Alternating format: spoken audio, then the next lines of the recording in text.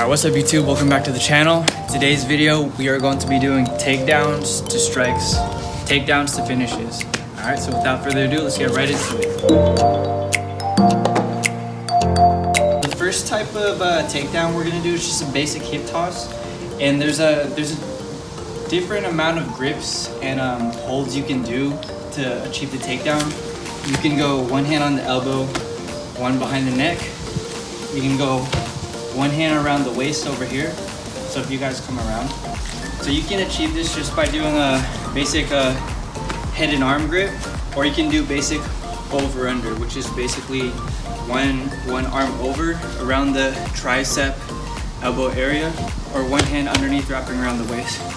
So when you want to hit the takedown, you have to basically, in simple terms, get your back onto the front of your opponent, so you load them on you, and then basically dump right here, step back right here. So if that happens in the street or in a tournament, boom, control the arm, make sure your knee, your shin is close to your opponent so they can't roll into you or turn away. This staying close to them allows you to control your opponent. So I have control of his arm, control of his body.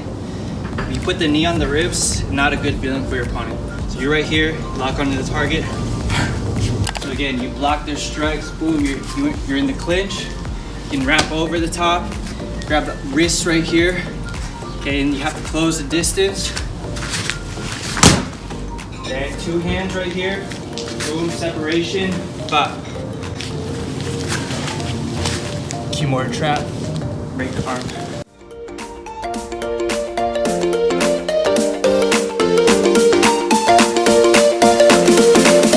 If I'm just over here and I just try to bump my hip, that's all I'm doing. I'm just bumping my hip. But if I bump my hip and use my arms, that's where the dump comes in. Pop. Okay. And then throw it over for finish off with the arm bar. Alright, so from here, another common type of throw in like a karate or even just a striking setting is if you have double wrist control here, or even if you grab the two sleeves like that. So like you're in close, you block the punches, you manage to get a hold of their two sleeves, you're gonna do a leg trip like this. You see my leg, I'm scooping his leg right here, and then boom.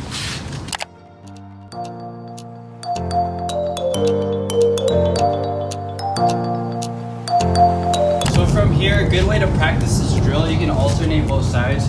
You're gonna take a grip on your opponent's sleeves and go one, rotate, and two.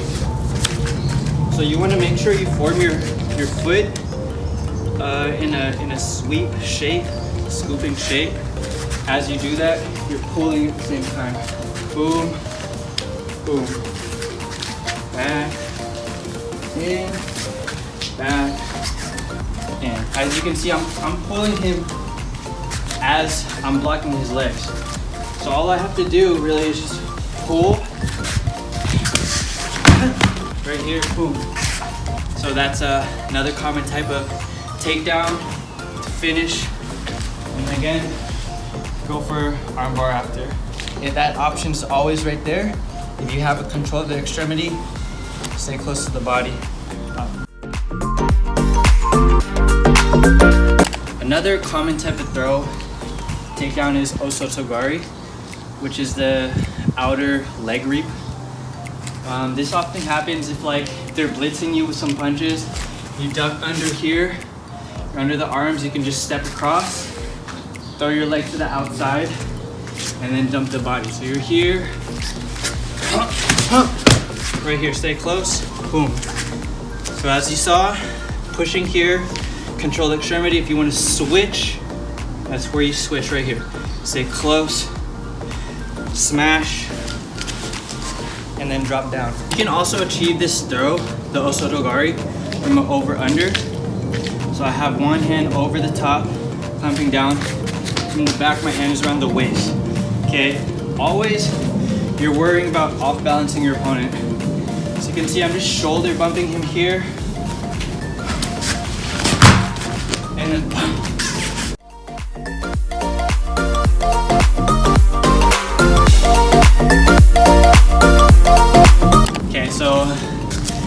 maintain the contact so much over there, but it doesn't matter. If you saw the body, that happens in real life. They're done. And throws don't have to be perfect. As long as they end up on the floor and you're standing, that's fine. Okay, keep them close, boom, and around, arm trap. For this next takedown, it's just gonna be your standard double leg. You have to be slick when you're timing this and trying to execute, because if you duck as they're coming in with kicks or knees, you know, you might eat a knee to the face. So if you time it well, they're clearly coming at you with strikes. All you're gonna do is level change here, level change, head on the outside, from here head up, and if you come around, my hands are locking around both legs. That's why they call it a double leg. So if you want to finish it from here, you can finish from your knees, or you can finish by driving forward. If you don't have enough space, you step up, you look, you dump over here, okay? Maintain control with the body, move into side control, and then, you know, hit an arm bar if you can. If ever you want to take down your opponent, you manage to get them to the floor, you have to have a game plan. So a common thing for you to do is move into side control or get into the mount. And once you're mounted, full mount your opponent, you can pretty much control them and pound them and smash. So again, if they're coming at me with punches, boom, I duck, level change when the time is right, step over, finish here, control. Okay, move up the ladder, full mount over here, and then you can smash your opponent and move into a break. So maybe sometimes if you're fighting your opponent and you start like hand battling like this, you end up grabbing, you know, the sleeve, you end up grabbing the wrist right here. That's okay sometimes, but if you're holding too much, the ref might stop it. If you're in a, you know, sport karate setting. But if you get the hold of the wrist for a second here, okay, and then you manage to enter, you know, like fast enough, hit a arm throw, and then finish. Over the top, boom, boom. Sometimes like people like to hand fight again. So maybe you're going at it, you're pawing, maybe you grab right here, come on top, or the takedown.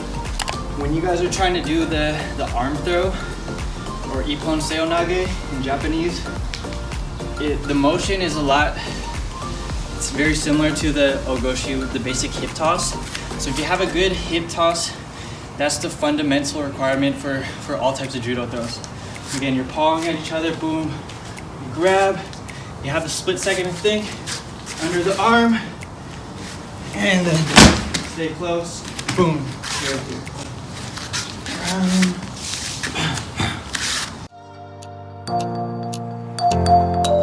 There you guys have it, a couple throws, a couple takedowns, and how to finish once you get them to the ground. So a lot of the times you just have to remember, when you take them down, control an extremity, number one requirement. Number two, make sure your body is close. If you can, keep your knee, your shin up against them. So you're creating a wedge.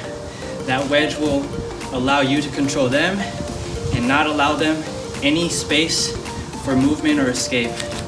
You take down, extremity, strike, finish. And if it's self-defense situation, you move away. If it's in the tournament, then that's your ippon. This is your boy Jason, signing in, signing out.